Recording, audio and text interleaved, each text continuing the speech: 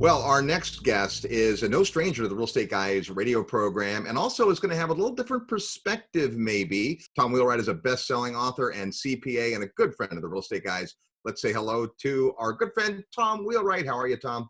I'm great. Good to be with you guys. It's been a while. It has been, and it's always good to see your smiling face. I know that you are talking to a lot of folks these days. In fact, I think the last time we met virtually was for our Secrets of Successful Syndication, when the first part of the stimulus program the CARES Act had just rolled out, and you, of course, had read it. Probably one of the few guys we know that's read the whole thing. And I thought maybe we might start there, that we hear about all this stimulus, all these things that are there to help the economy get restarted, and we're in the middle of this COVID crisis. But you've read through it, and I guess my first question is, how much of this is really going to help? Well, I think for those people who are getting the money, I think it's helping quite a bit. A lot of my clients have received in fact, everyone who applied has received their PPP loan. And it's a big dollar, because you're basically talking about operating expenses for 2 months. And I think for a lot of people, that is a big shot in the arm. Of course, the people who got their $1,200 check, that's a little shot in the arm. But for some people, that's a big shot in the arm. And then, of course, there are people still waiting for their unemployment benefits who applied weeks and weeks ago. I think that is probably the biggest roadblock right there, is the people getting unemployment benefits. Well, encouraging to hear that most of your clients that are getting the stimulus as it was designed. We've heard that too, so that's great. And I think that trickles down to the employees for the most part. It's interesting, right, to have a loan that is forgivable. And what are the tax ramifications of that, if any? Well, there are tax ramifications, and they're not what we thought they were. In fact, they're not what Congress thought they were.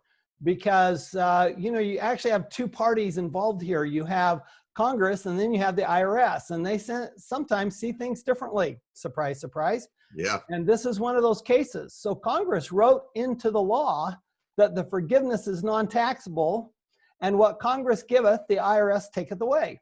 And the IRS said, well, if that's not taxable, then therefore your payroll expenses are non-deductible, which in turn makes that payroll paycheck protection plan loan taxable. It has the same effect as making it taxable. So right now, technically, it's taxable. And we're hopeful that in this next round of legislation, which we will see one more big package, I think, that they're going to make that correction to that. But right now, it's taxable. A lot of emphasis, of course, on entrepreneurs, small businesses, and a lot of folks that we know, a lot of your clients have gotten those loans, and it certainly is that shot in the arm you talked about. What about the rest of the stimulus? The big $500 billion towards bigger businesses and those kinds of things. The last time we saw stimulus and the downturn in 2008, kind of a lot of it didn't reach the places intended. Do we think it's going to get the proper intention this time around? Well, the question is this a Wall Street crisis, or is this a Main Street crisis?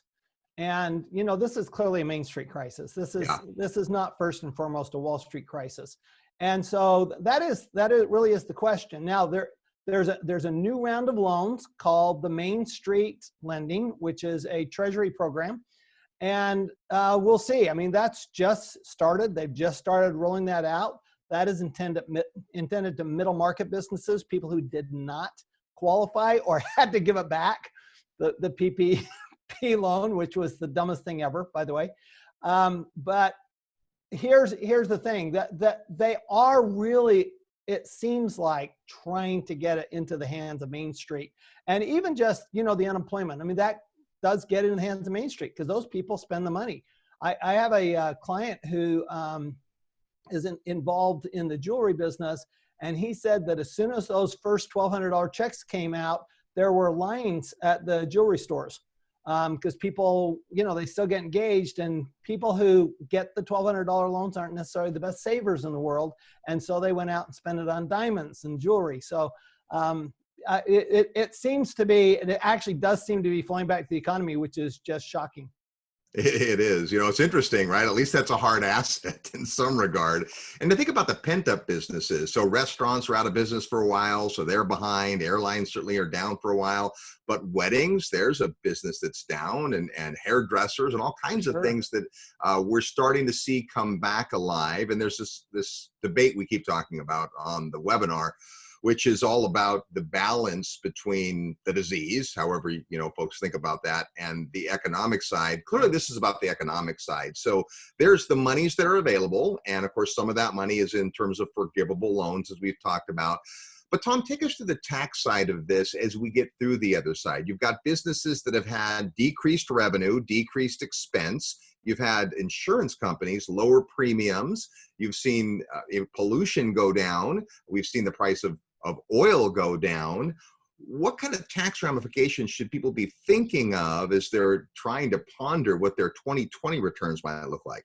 Well, first thing is for entrepreneurs and investors is that we have the first two estimated payments of 2020 are due on July 15th. So normally they would have been due April 15th and June 15th.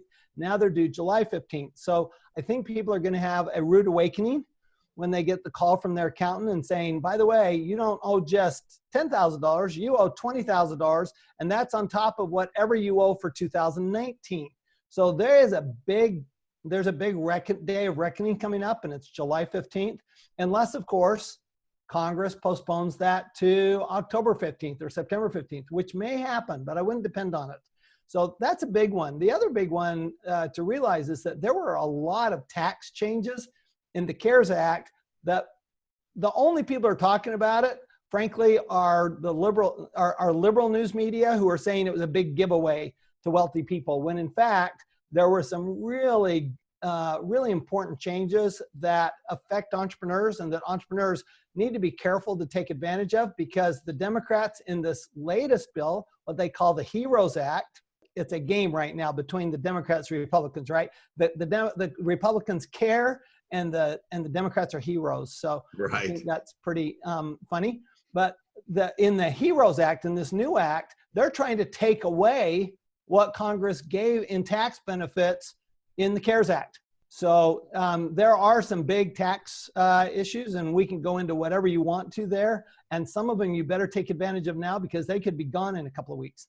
Yeah, that's such a good point, right? Because tax law does and can change. And I think we got complacent there for a while. A couple of years ago when we did the Future of Money and Wealth, you came and talked about the big overhaul of the Trump tax plan and how those changes were the biggest changes we've seen in forever. But every year there's changes. I know you spend time reading this stuff and going through changes, and we talk about that on the show, the minor things that happen that can make a big difference. And there are some here.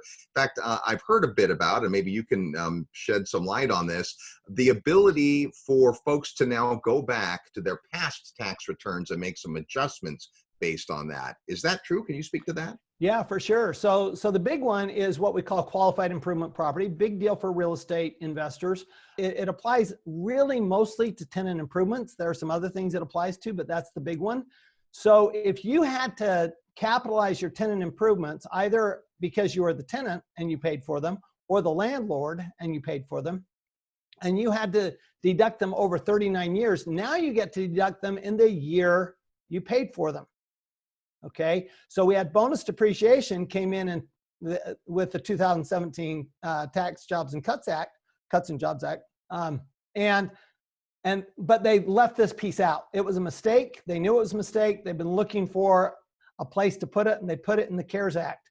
So what that means is that you can go back to 2018, amend the return to take instead of taking 2.5%, take 100% of the cost of these qualified improvements. So this is a big one. But then on top of that, they did a net operating loss carryback provision. So you could be getting the qualified improvement property deduction, which could create a net operating loss, which now isn't just a matter of 2018, but you could go back and collect back taxes from 2013.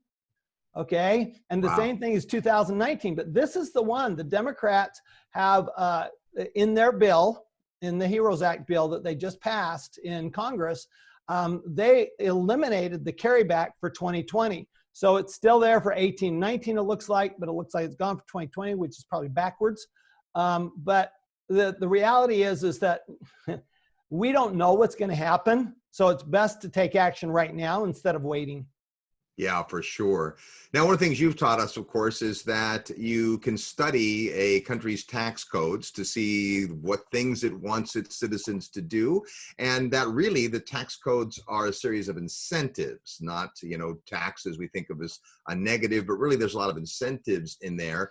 Any new incentives that either are there that we should know about or you see might be coming down the line as we come out of this thing?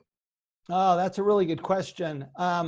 You know that, of course, the Democrats also put in their bill the elimination of the restriction on state income taxes. That's not going anywhere, by the way. That is not going to happen.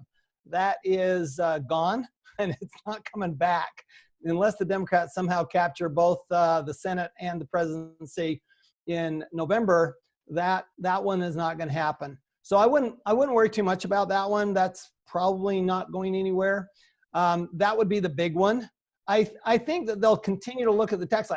So remember the $1,200 credit, the $1,200 check, that was a tax credit. So when they look at how do we get money to the public or how do we get money to the people, the actual most efficient way to do that is through the tax law. It's by far the most efficient way. And so you're going to see that. I think you're going to see it again. I think we're going to see another either $1,200 or some other check coming to those, within that income range. So there is something to look at. Now, we have to be careful because, as I said, Congress giveth and the IRS taketh away. And so the IRS keeps coming out with new rules about how to apply these laws. And so sitting down and looking at the rules almost on a daily basis is something we have to do now.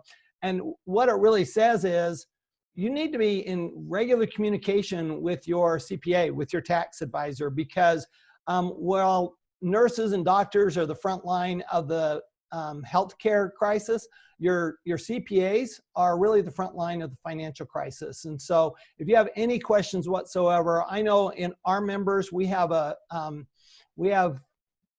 more than 30 members in our CPA network and our accounting tax advisor network.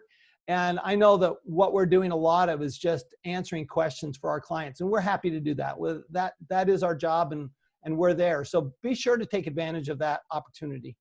You bet. And as we've talked about on the show, when you become a real estate investor, you need to make sure you have a tax professional that truly understands that side of it. A lot of folks are book smart, and there's folks that have the seat knowledge, like you do as an investor in real estate. And I think that's the other thing, sometimes those of us, like I'm guessing pretty much everyone on the crisis webinar, is not eligible to receive the $1,200, but many of our tenants are. And that's when you see the impact, is that you've got people that are getting help through the PPP program as employees, so they're seeing some salary they might not otherwise. Then you're seeing folks that are being helped directly, and this is hopefully just a temporary, stimulus shot in the arm to get us back on track. But there are all these long-term moves, and as real estate investors especially, we see a lot of incentive in the tax code. And I know you've got a lot of clients that's kind of their area of expertise, real estate. Some of the big conversation we've been having is, when this thing is over, is it the time to buy again? Are we back in buying opportunity? What are you seeing from your clients in their positioning? Are they waiting for it to go on sale? Do they think it's on sale now? Do you have any insight into that? Oh, for sure. I think they're waiting for it to go on sale. I think what's going to happen is this is going to ferret out the real estate investors, particularly the syndicators, who were not very careful with their leverage, who weren't paying attention to being at the top of the market. I think the people who are really going to be hammered, by the way, are commercial real estate, because it will take longer. Of course, commercial real estate always lags residential real estate, and people always need a place to live, right? But nowadays, do they really need a place to do business? And there is some question about whether the commercial market will ever recover. You could have a business, for example, that normally would have used 5,000 square feet and now only wants 1,500 square feet because a lot of their employees like working from home.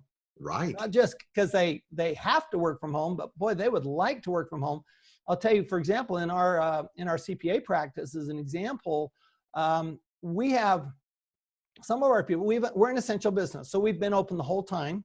Yep. And we've made it available for all of our CPAs and our staff that they're welcome to work from home, and we've provided access for them to work from home. On the other hand, some of them want to come into work and others want to stay home. I think we're going to have some that stay home for another year and others that come into the office next week.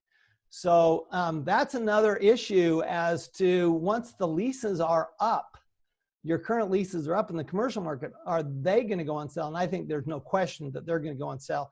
And I've got to believe multifamily, there's some people who have not prepared well for this.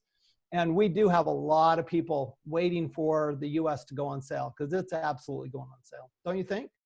Yes, I think the same thing, and just always looking for the big perspective. And I know you've got a lot of clients that are in that space, and of course, so do we, right? That's who we kind of cater to. But folks that listen, have been hearing lots of different things when it comes to the permutations, the ripple effect of when that tenant can't pay their mortgage. So if we can, let's talk a minute about folks that are considering going with a lender's forbearance program. So there are lenders who are willing to take some sort of pause or forbearance on their mortgage, maybe tack it on at the end, maybe adjust the rates. Those can have tax ramifications too, can't they? Well, they can. And remember, the CARES Act actually provided for that. If you have a Fannie Mae, a federally backed mortgage, then they have to, they have to allow you to postpone that. And Right. you have to allow the tenant to postpone. And so, yeah, I mean, the reality is most real estate investors are on a cash basis from an accounting method, which means Yep. that if you don't get the rent, you don't pay the tax. And so that actually is a positive thing. Now, there are some businesses are on an accrual basis, meaning that they recognize the income, whether they get the money or not. They might want to reconsider the cash method of accounting because that would be a big change for them, but it could have a huge financial impact on them this year. And since we have a $25 million limitation now on gross receipts in other words, you can make up to $25 million and still be on the cash method. I think a lot of people ought to be looking at that. And if you haven't filed your 2019 tax return, you ought to look at it for 2019 and not wait till 2020. Boy, that is great advice right there. We always get the nuggets from Tom Wheelwright. Hey, Tom, there's this interesting phenomenon today as the reopening starts to happen and people talk about the new normal and whatever that looks like. So we're going to assume there's going to be winners and there's going to be losers in business, right? Some businesses are ramped up like crazy because of this. Some have hit pause. Some may never come again. What are the big sweeping changes that you kind of see, and how are we going to see the various governments, and especially the U.S., answer that, right? The tax revenue, for instance, is going to be impacted by businesses that are closed and new businesses that open. Do you see anything down the road there?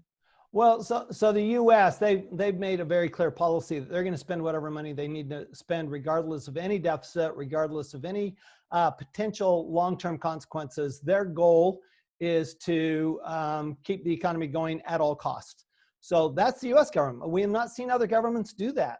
So, for example, Mexico has not done pretty much anything for their economy. They said, you guys need to weather this out. Of course, they have a president that's very pro-consumer and not pro-business. And so really you have to look at your government and say, okay, are they putting money to this or are they not? And anybody who's putting money towards it, that signifies increased taxes down the road. So at some point, they're going to want to pay for this. We're going to pay for it one way or another, right? We either pay for it through inflation or you pay for it through taxes or a combination of the two. And I think there's no question that we're going to see higher taxes down the road because the U.S. government is putting so much money into this. That's a good point. We talk about just the huge amounts of money printing and how that translates to inflation and prices of all things. But you don't think about taxes in that regard. But really, if everything is 2x, then your taxes are 2x as well.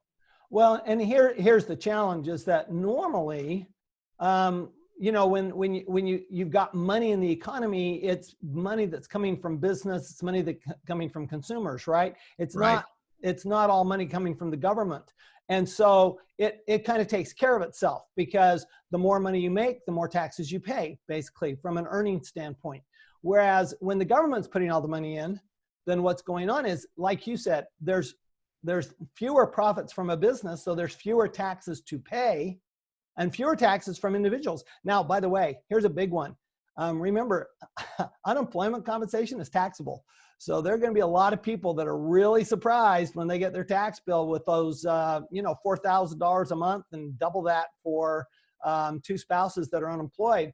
Some people are going to see huge tax bills next year, and they're going to not be ready for that, because they're used to withholding, and there's no withholding. So the point is that we've got this drought on, there's money being pulled out of the economy, right? This is why we probably won't see inflation for a while, is there's money it's just draining out of the economy, but the government's putting it back in. It's not business, it's not investing that's putting it back in. And because of that, I think that the natural consequence is just going to be higher taxes down the road.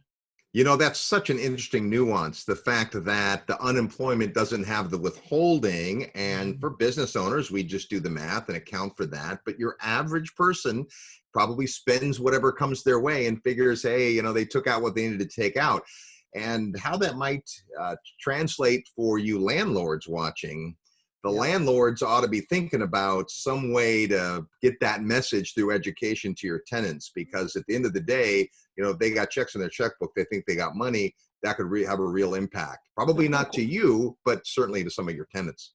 You know what? There's no question. And I'm seeing this with our clients who, we have a lot of clients who are landlords. In fact, I'd say most of our clients are landlords in some way or another. Yep. And what we're seeing is the ones who are, the landlords who are doing really well are the ones who are proactively working with their tenants. They are helping them get through this. They're sending out, okay, if you need to work this out, let us know. We're happy, we'll work this out with you. They're the ones who are actually getting, ironically, it's the landlords who are working with their tenants who are getting more of the tenants paying their rent. Okay, rather than landlords saying, look, I'm not going to say anything. I had somebody tell me on a podcast that I'm a landlord. I'm not going to tell my tenants that they don't have to pay rent. Well, so you're taking a risk there. Whereas what I'm finding is those that are really aggressively and proactively working with their customers, just the way we work with basically our CPA customers. When you work with somebody, when you're helping educate them, when you're helping them through this, they tend to be a little more favorable towards you, and you may be the first one they pay instead of the last one they pay. Really good point. And I think that's been a big part of what we've been talking about in the last months on the radio, just that proactive communication with your tenants, with your property managers, with your lenders, certainly with your tax professional. Be proactive, not reactive. Hey, the other thing I wanted to ask you about, Tom, and it might not really fit exactly in the crisis webinar, but it seems to me like I've heard a lot more ads about firms looking to help people who maybe haven't filed taxes or have IRS issues. Is there some new reason why the IRS would be interested in working, or some kind of program, or is that just these people are bored and have been advertising more to get business? No, I think they have to advertise more. Plus, the reality is people are going to they have less money, right? People have less money. And so they may owe taxes from 2019 or before, and they haven't paid. Now the IRS is going to look at what's your current financial situation. They're not looking backwards, right? They're looking at where you are now. It's like I was actually literally on the phone with an IRS revenue agent yesterday, and in a collection question. And the question was I said, well, where's their money coming from? I'm going, well, right now, nowhere, because their business is kaput under this current crisis. The business they're in just, they're basically no way that they have any customers. So we may have an opportunity where this client normally, makes enough money, but this may be an opportunity. So I do think there is a little window that if you haven't negotiated, you might want to negotiate right now, because it's easy to say, I have no money, I'm out of a job. Whereas 6 months from now, you might have a job. 6 months from now, the economy might have rebounded. So I do actually think there's some urgency. On top of that, the IRS has suspended all of its lien activities. So it won't lien you until July 16th. So July 16th, you haven't gotten a lien yet, you're going to get it July 16th if you haven't paid your taxes. So there really, you know what? There really is some urgency there. Hey, Tom, I got a quick question for you. You know, when Donald Trump ran for president, we had a chance to interview him and we asked him what his prescription for a healthy housing market was. And he gave us a one-word answer: jobs. And when he got into office, his first major initiative that he got pushed through was the Trump tax cuts. And his whole purpose behind doing that was to stimulate job creation. And I think, you know, with the benefit of hindsight, it looked like that worked to a large degree right up until the time it didn't. And so the question is now, with the new changes in the tax code, from your vantage point, working with employers and many high net worth type people who are designed to have those tax benefits translate into jobs. But the other side of it is the change of behavior and the way people are doing business and living and working. Do you see a relatively rapid recovery or regain of all these jobs we've lost, or do you think it's going to be a more protracted process? Protracted for sure, because the whole point of like the CARES Act and the other stimulus is not to generate new jobs. It's to protect old jobs, and you can't change behavior. So, you know, the challenge is going to be people going to restaurants and being comfortable in a restaurant. I think you're going to have an evolution into different jobs, but that's going to take time. Gotcha. All right. Well, my goodness, I always learn a ton every time I get around you, Tom Wheelwright. Plus, you're always excited about taxes. Love that. So thank you very much for participating today. And we'll look forward to seeing you next time around. So good to be on with you guys. I absolutely love what you're doing. Love the financial education you're providing. So thanks so much for having me on. There's best-selling author and CPA Tom Wheelwright. You know, anytime we talk to Tom Wheelwright, it is like drinking from a fire hose. Great to have Tom's perspective. Yeah, he's a brilliant guy. And as we said at the top, he is a guy that knows how to get into the weeds, but keep it relevant and understandable and actionable. And I think at the end of the day, all of this information is interesting, but you've got to drill down to what is it I can actually do. And there's some behaviors, again, that you're being incentivized to do. And some of those incentives are actually pretty generous. And so, you know, you should take advantage of them to the extent that you're able. And Tom is the kind of guy that can help explain how to do that, as he just did. And there's going to be more coming. We're a long way from out of the woods when it comes to this COVID-19 crisis from the financial impact. You know, maybe the health crisis will end soon, and we all hope it does, because that's the front end of this 4-phase cascading crisis. But because that'll, you know, then you got the economic crisis, but to get through that and prevent it from becoming a financial or currency crisis, you know, we've got to get back to work, and we've got to get money where it needs to go. And the tax code is part of that process. So Tom has done a great job at opening our eyes to that, and we'll continue to do that as we go through this experience together. Tom continues to educate people on his Wealthability Show podcast, which is a great resource. If you don't have tax-free wealth, that's also an excellent place to start. Make sure you get the updated version. So big thanks to Tom Wheelwright for sharing his ideas. We'll hear more from Tom when it comes to the panels at the end. But next, we're going to shift a little bit. And our next couple of guests really have to do with specific niches and invested commodities, if you will. In fact, we're going to talk about gold and oil. What do those have to do with this crisis and with where we may be going and all that? That's what we'll find out next with Brian London. Hey, everyone. Thanks for watching. Before you go, 3 things. Number 1, click the subscribe button, because when we have more subscribers, it makes it easier for us to attract better guests to share great content with you. Number 2 is click the notification bell to be sure that you're notified when we put up new content. This is obviously an ongoing situation. We're going to have continuous discussions about it. You're going to want to make sure that you're kept up to date. And then number 3 is make sure you share it. Tell a friend. Help us flatten the economic curve by getting more financial education out there to people who need it. Okay, so you know what to do. Click the subscribe button, click the notification bell, and we'll see you in the next video. Systems break, and suddenly your family, friends, and neighbors are distracted with Wall Street stock indexes and Washington political pandering. Many are unaware and unprepared. Like COVID-19, ignorance of looming financial perils is also a disease, and the system is fragile. but you can help. Financial education is the vaccine. Share this free video series while there's still time.